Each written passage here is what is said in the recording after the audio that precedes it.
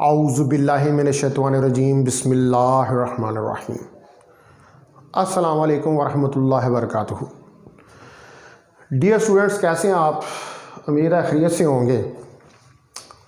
तो चले शुरू करते हैं। आज हमारा लेक्चर नंबर 10 है, C1 फिज़िक्स फर्स्ट ईयर का चैप्टर नंबर 8 के आज हम शॉर्ट क्वेश्चन और न्यूमेरिकल प्रॉब्लम्स करेंगे।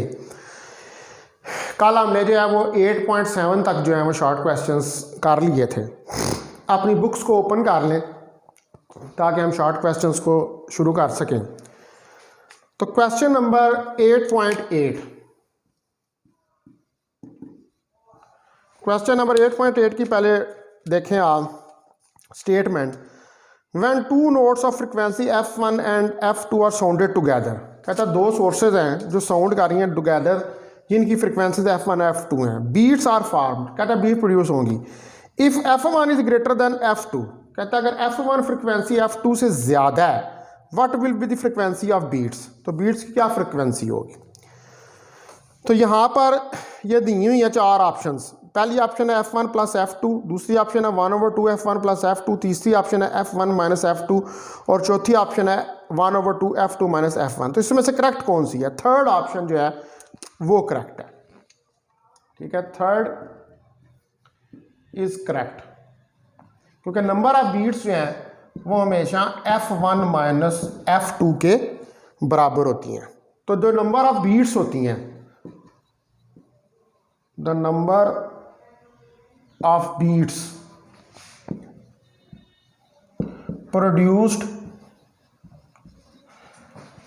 इन 1 second are equal to the difference of two frequencies। तो वो जो टू फ्रिक्वेंसीज का डिफरेंस होता है, यानी कि आप जब दो साउंड, दो ट्यूनिंग फोर लें, इसकी एग्जांपल लेते हैं। दो ट्यूनिंग फोर ले और दोनों ट्यूनिंग फोर को आप साउंड करें टुगेदर, इकट्ठा आप उनको साउंड करें, तो उनके अंदर से एक ट्यूनिंग फोर F1 फ्रिक्वेंसी की बीट्स निकालेगा, दूसरा ट्यूनिंग फोर F2 फ्रिक्वेंसी की बीट्स निकालेगा। ठीक है, साउंड निकालेगा। तो अब ये जो डिफरेंस है दोनों की फ्रिक्वेंसी में स्लाइटली डिफरेंस होगा। आपको इस बात का पता है कि बीट्स कब प्रोड्यूस होती हैं? जब दो सोर्सेज ऑफ साउंड को साउंड करें हम टुगेदर, और साउंड टुगेदर करने के बाद आप उनको, उनकी फ्रिक्वेंसीज को ऑब्जर्व करें तो हमें यह पता चलता है कि उनकी फ्रिक्वेंसीज जो हैं उनके अंदर डिफरेंस होता है। और ये डिफरेंस ऑफ फ्रिक्वेंसीज जो हैं, इसकी वजह से, जो डिफरेंस फ्रिक्वेंसीज है इसकी वजह से बीट्स जो हैं वो प्रोड्यूस होती हैं। ठीक है जी स्टूडेंट्स।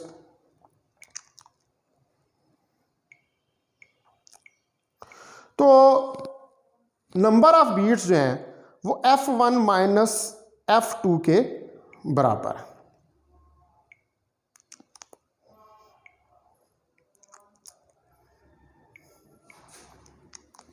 उसके बाद देखते हैं नेक्स्ट क्वेश्चन।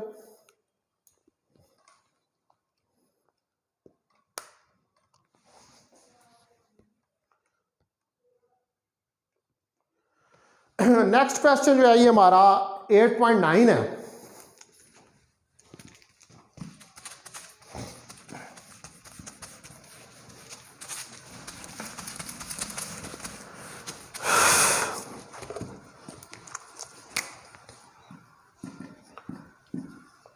तो इसकी स्टेटमेंट देखें आप। As a result of a distance explosion, कहता है दूर दराज एक एक्सप्लोजन, एक धमाका होता है। On an observer senses a ground tremor and then hears the explosion. Explain the time difference। कहता है जो ऑब्जर्वर है उसको ज़मीन के अंदर भूचाल जो है, जो भूचाल आता है ज़मीन के अंदर, वो भूचाल जो है वो उसको पहले ऑब्जर्व हो जाता है। यानी कि ज़मीन के अंदर जो भूचाल आता है वो उसको पहले महसूस हो जाता है, उसके बाद उसको धमाके की आवाज़ जो है वो सुनाई देती है। ठीक है, ग्राउंड ट्रिमर यानी कि ग्राउंड के अंदर जो धचके होते हैं, as a result of distance explosion on an observer senses ground tremor and then hears the explosion. ठीक है, पहले उसको जो है वो धचका महसूस होता है, उसके बाद आवाज आती है। कहते हैं इसकी क्या वजह, क्यों टाइम डिफरेंस है, why there is a time difference. तो हमें पता है कि एज वी नो दैट कि वेलोसिटी ऑफ साउंड जो होती है वो ई ओवर रो के बराबर होती है। तो speed of sound in solids जो है, ठीक है, the speed of sound in solids is much greater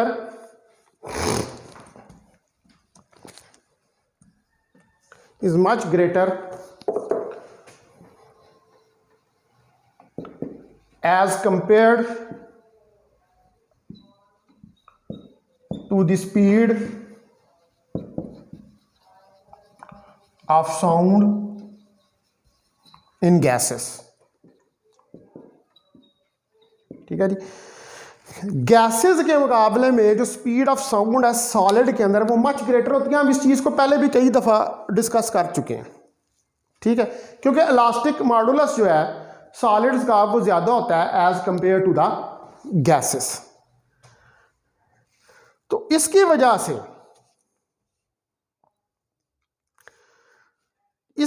से जो वेव्स प्रोड्यूस होती हैं by the explosion reaches through the solid ground much faster than the sound waves travelling through air. लिहाजा जो ग्राउंड से ट्रैवल करने वाली साउंड वेव्स होती हैं वो सॉलिड के अंदर से जल्दी ट्रैवल कर जाती हैं। ठीक है, as compare to the air, क्योंकि एयर तो गैस है ना एयर के मुकाबले में, इसलिए हमें फिर जो है वो धचका पहले महसूस हो जाता है और उसके बाद हमें आवाज़ जो है वो सुनाई देती है। ठीक है, तो due to this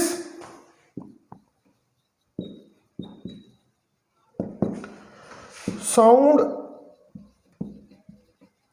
waves travel faster in the solid ground as compared to the sound waves traveling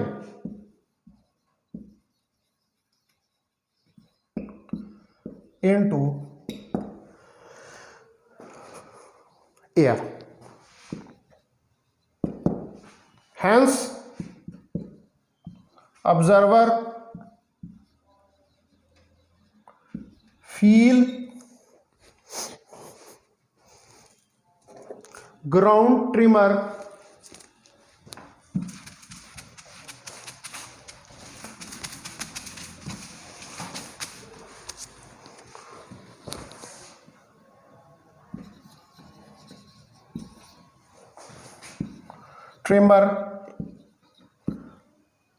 before he heard the sound of explosion। ठीक है, तो चूंकि साउंड वेव्स जो हैं वो सॉलिड्स के अंदर फास्ट मूव करती हैं, इसलिए सॉलिड ग्राउंड का जो धचका होता है, जो ट्रिमर होता है, वो ऑब्जर्वर को पहले महसूस हो जाता है। और जो साउंड वेव्स, क्योंकि एयर क्या गैस है, तो साउंड वेव जो एयर में ट्रैवल कर रही होती है उनकी आवाज़ जो है वो आपको बाद में सुनाई देती है। ठीक है स्टूडेंट्स, उसके बाद आए क्वेश्चन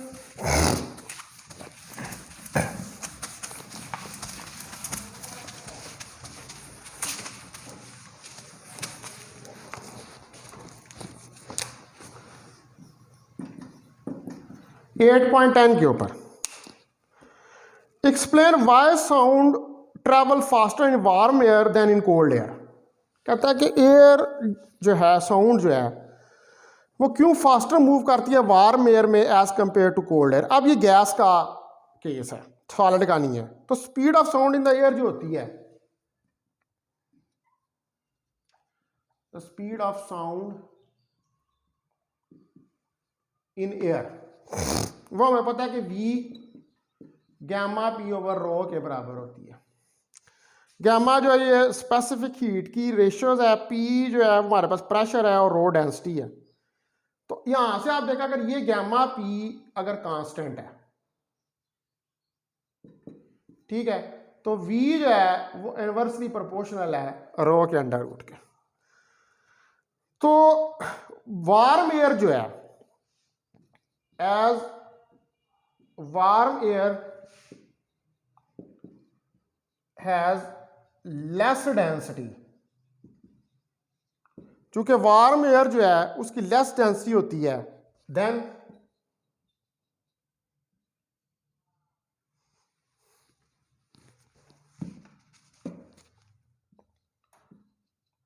कोल्ड एयर के मुकाबले में, ठीक है। तो इसलिए it means speed of sound is greater in warm air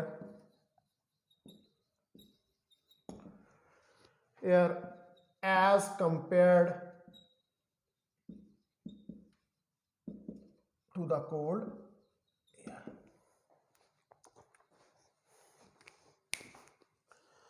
ठीक है डियर स्टूडेंट्स, तो चूंकि ये जो फार्मूला आप ऊपर देखें, अगर गैमा पी को हम कांस्टेंट ले लें तो वी जो है वो इनवर्सली प्रोपोर्शनल है रो के। तो अगर रो ज्यादा होगी तो स्पीड कम होगी, तो कोल्ड एयर जो है उसकी डेंसिटी ज्यादा होती है, लिहाजा अबव रिलेशन के मुताबिक कोल्ड एयर के अंदर जो स्पीड ऑफ साउंड है वो कम होगी, लेकिन अगर डेंसिटी कम होगी तो स्पीड ज्यादा होगी। तो वार्म एयर जो है उसकी लेस डेंसिटी होती है, इसलिए उसके अंदर स्पीड ऑफ साउंड जो है वो ज्यादा होती है।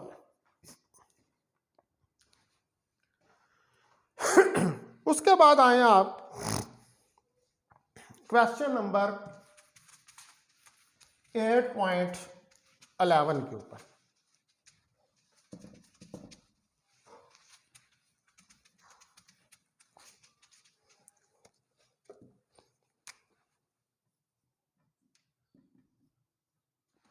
क्वेश्चन 8.11 कहता है how should a sound source move with respect to the an observer so that frequency of its sound does not change. Doppler effect का क्वेश्चन है। देखें, वैसे तो आपको इस बात का पता है कि जब साउंड और सोर्स के दरमियान में रिलेटिव मोशन हो तो फिर साउंड की जो अपरेंट फ्रीक्वेंसी है उसके अंदर चेंज आती है। वो डिपेंड करता है कि सोर्स ऑब्जर्वर किस तरह मूव कर रहे हैं, अवे जा रहे हैं टुवर्ड्स कर रहे हैं। लेकिन कहते हैं यहां पर वो क्वेश्चन ये कह रहा है कि क्या हम इस तरह सोर्स और ऑब्जर्वर को एक दूसरे के लिहाज से मूव कर सकते हैं कि जो फ्रीक्वेंसी है साउंड की वो चेंज ना हो।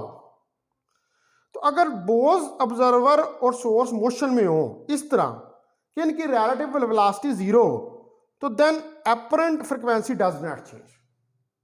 ठीक है, दोनों इस तरह मूव कर रहे हो कि इनके दरमियान में जो रिलेटिव वेलोसिटी है, इनकी जो रिलेटिव वेलोसिटी है वो जीरो, तो फिर फ्रीक्वेंसी के अंदर कोई चेंज नहीं आएगी। ठीक है, तो हम कह सकते हैं कि if both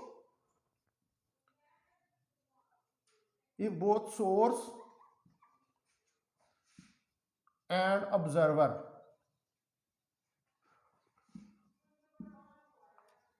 are moving in such a way that their relative velocity is zero, then there will be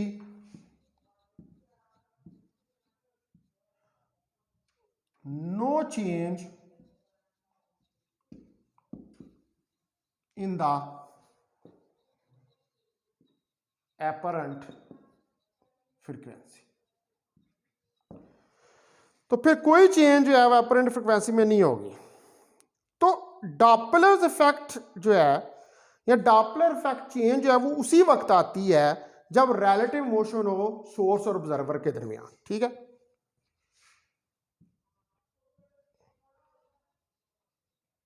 in Doppler effect, ठीक है, जो डॉपलर इफेक्ट है, चेंज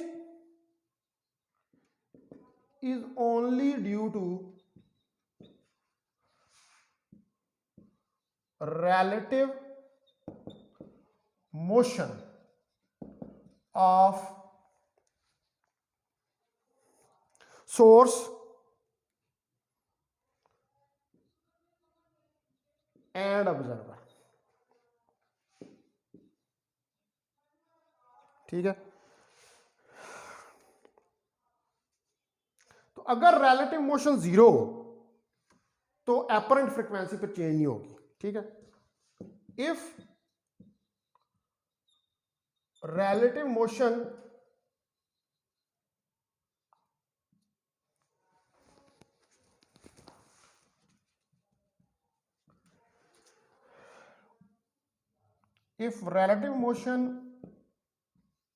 is zero, यानी कि कोई रिलेटिव मोशन नहीं है, देन देयर विल बी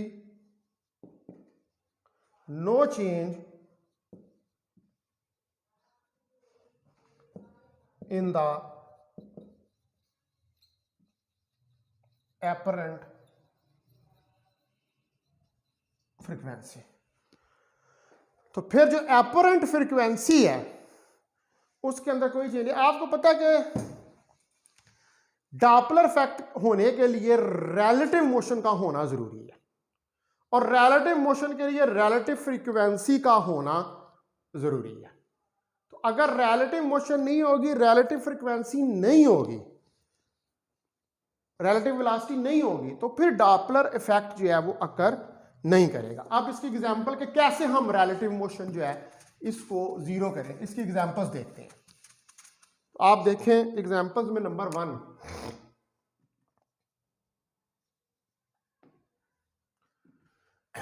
1, देखें कि When observer of source move with same velocity in same direction, जब एक ही वेलोसिटी के साथ एक ही डायरेक्शन में मूव कर रहे हो तो फिर रिलेटिव मोशन या रिलेटिव वेलोसिटी जीरो होगी। When observer and source moving in a same direction with same velocity, अगर सोर्स और ऑब्जर्वर एक ही डायरेक्शन में मूव कर रही है, डायरेक्शन भी सेम है और इनकी वेलोसिटी भी सेम है, कोई चेंज नहीं आ रही, तो फिर इनके दरमियान में कोई रिलेटिव मोशन नहीं है। रिलेटिव मोशन तो तब होगी ना यहाँ अपोजिट डायरेक्शन में मूव कर रहे हो या इनकी वेलोसिटीज जो हैं वो एक दूसरे से डिफरेंट हो, तो फिर रिलेटिव मोशन होगी। तो इस केस में तो हम कोई डॉपलर इफेक्ट जो है उसको ऑब्जर्व नहीं कर सकते। या दूसरे नंबर पर when source moves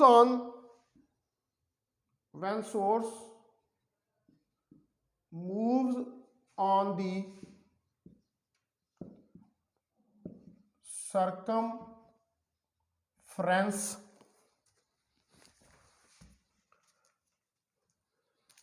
of the circle,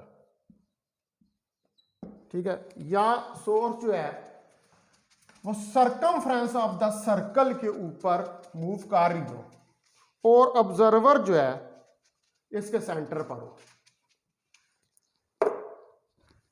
with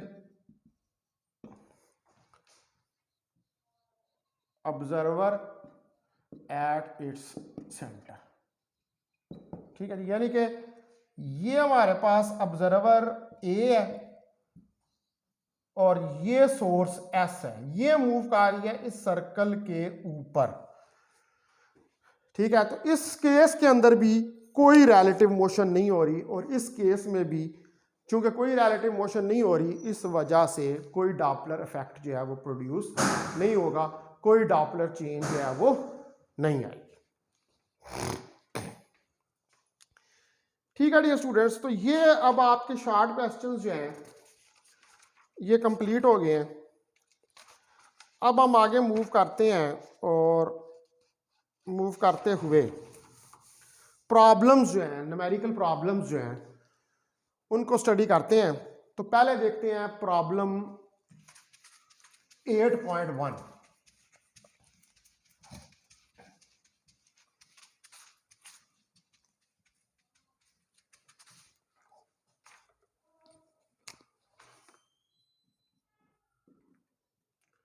problem 8.1 है कि the wave length of the signals from a radio transmitter is 1500 metre.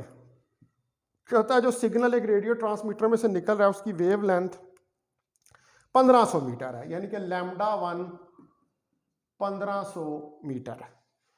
And the frequency 200 kilohertz, और फ्रिक्वेंसी उस सिग्नल की 200 किलो हर्ट्स यानी कि 200 ज़रब 10 की ताकत 3 हर्ट्स है। What is the wavelength of a transmitter? कहता क्या वेवलेंथ होगी ट्रांसमीटर की, lambda 2, operating at a 1000 kilohertz and with what speed the radio wave travel. तो कहता क्या वेवलेंथ होगी अगर फ्रीक्वेंसी f2 हो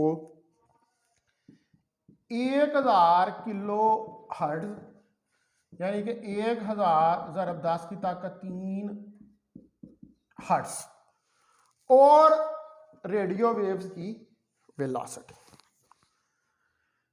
ठीक है, लैम्डा 2 और v हमने फाइंड करना है। तो आप देखें कि v हमारे पास f लैम्डा के बराबर होता है। तो हम कह सकते हैं कि v is equal to f1 lambda 1 एक इक्वेशन और v is equal to f2 lambda 2 दूसरी इक्वेशन। कंपेयर कर ले 1 एंड 2 को, कंपेयर 1 एंड 2, 1 और 2 को कंपेयर कर ले। तो f1 लैम्डा 1 f2 लैम्डा 2 के बराबर जो है हमारे पास आ जाएगा। ठीक है, अब आप देखें कि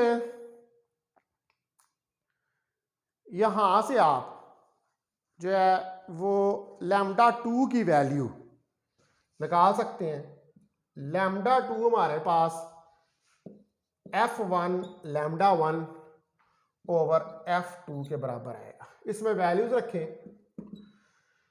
तो हमारे पास जो है वो f1 है 200 ज़रब 10 की ताकत 3 multiply by lambda 1 1500 divided by 1000 10 की पावर 3।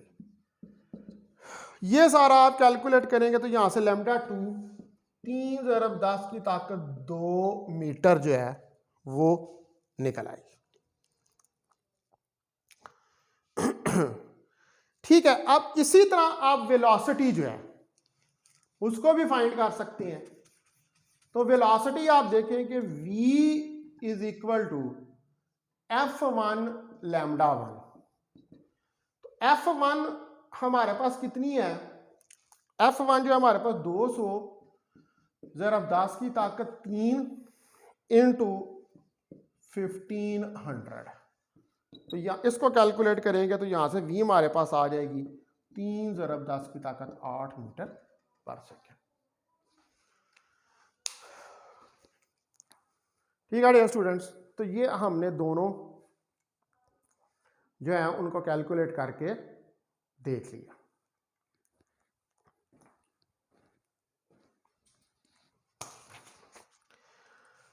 उसके बाद क्वेश्चन 8.2 नहीं मैं आज कराता, 8.2 जो है वो कल करेंगे हम। ठीक है, आज मैं अभी चलता हूँ क्वेश्चन नंबर 8.3 के ऊपर।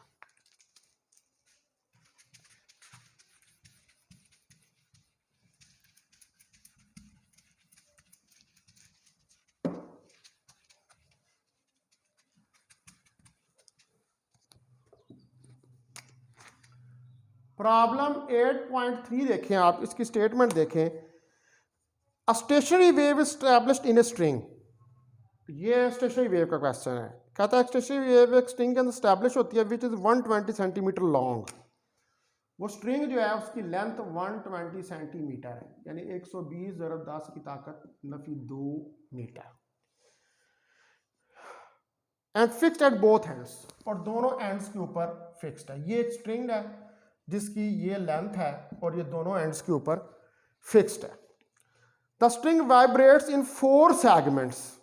4 सेगमेंट का मतलब है कि इसके अंदर 4 लूप्स बन रही हैं ऐसे, 1 2 3 4, N4 है, 4 लूप्स बन रही हैं, N4 है।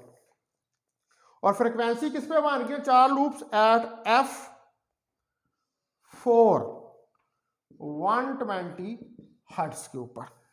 डिटरमाइंड इस wavelength and fundamental frequency.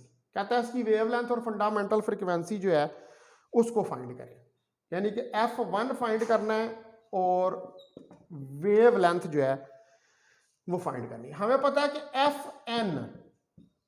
n F1 के बराबर होता है, तो n यहां पर 4 है, तो F4 4F1, तो F1 हमारे पास F4/4 और F4 की वैल्यू कितनी है? 120/4।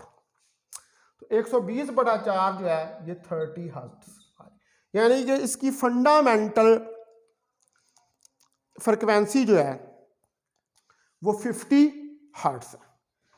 अब इसकी वेवलेंथ देखें आप, L = n λ/2।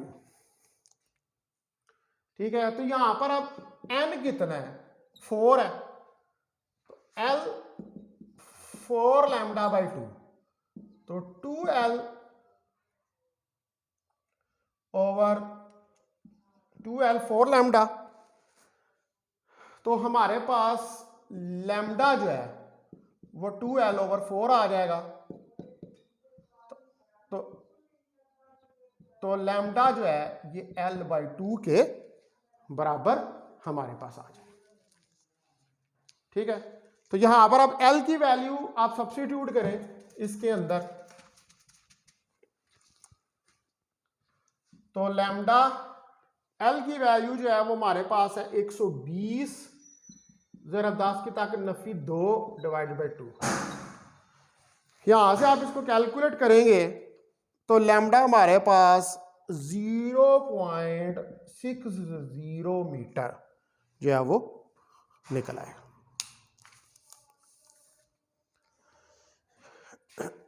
ठीक है डियर स्टूडेंट्स,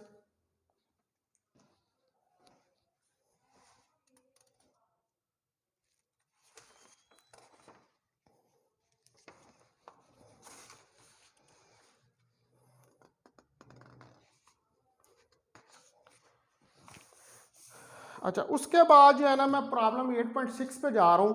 बाकी जो है वो लंबे आ जा रहा हूँ, लेक्चर का टाइम खत्म होने वाला है, तो मैं ये थोड़े से टाइम, ये 8.6 जो है ये छोटा प्रॉब्लम है, तो मैं ये पहले करवा देता हूँ। प्रॉब्लम 8.6 देखिए, church organ consist of pipes. कहते हैं एक चर्च है उसके अंदर पाइप लगे हुए हैं, each open at one and, एक एंड से ओपन है, ऑफ डिफरेंट लेंथ, उनकी डिफरेंट लेंथ हैं। The minimum length is 30 millimetre. कहता है जो मिनिमम लेंथ है पाइप की L वो 30 मिलीमीटर है, 30 ज़रब 10 की ताकत नफी 3 मीटर है। ठीक है, and the longest is 4 metre, और लॉन्गेस्ट L प्राइम जो है वो 4 मीटर है पाइप की लेंथ। ठीक है, calculate the frequency range of fundamental notes.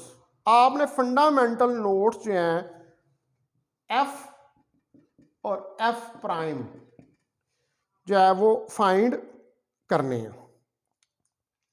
ठीक है, तो इसके लिए आप देखें कि ओपन एट वन एंड है, तो Fn ऑड हार्मोनिक्स NV/4L हमारे पास आएगा। n को 1 रखें तो F1V/4L आएगा। तो V कितनी है? 340 मीटर पर सेकंड साउंड की स्पीड पाइप के अंदर, 340 डिवाइडेड बाय 4 इंटू 0.03,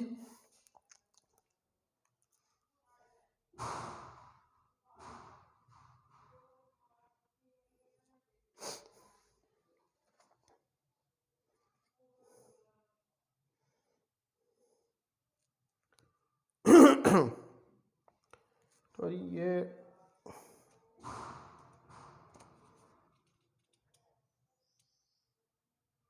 हाँ, जो एल आपको दिया हुआ था ये 30 अरब, तो इसको हम लिख सकते हैं 0.03 मीटर। ठीक है जी। यहाँ से आप इसको कैलकुलेट करेंगे तो ये आ जाएगा 2833,000 या 3 हर्ट्ज।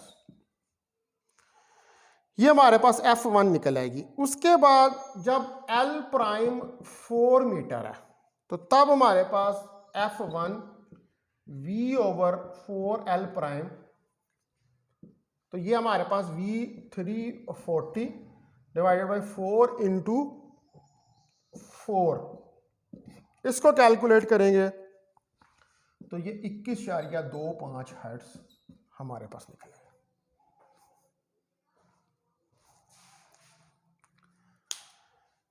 ठीक है जी स्टूडेंट्स, तो आज हमने जो है ये 3 न्यूमेरिकल कर ली हैं, इनको नोट कर लें आप। एक मैंने आपको करवाया 8.1, एक 8.3 और एक 8.6। तो इंशाल्लाह बाकी कल करेंगे और होपफुली इनको कंप्लीट करेंगे और साथ फिर एग्जांपल्स जो हैं उनको स्टार्ट कर लेंगे। ठीक है डियर स्टूडेंट्स, आपका बहुत शुक्रिया। तो मुझे स्क्रीनशॉट ले लेने दें।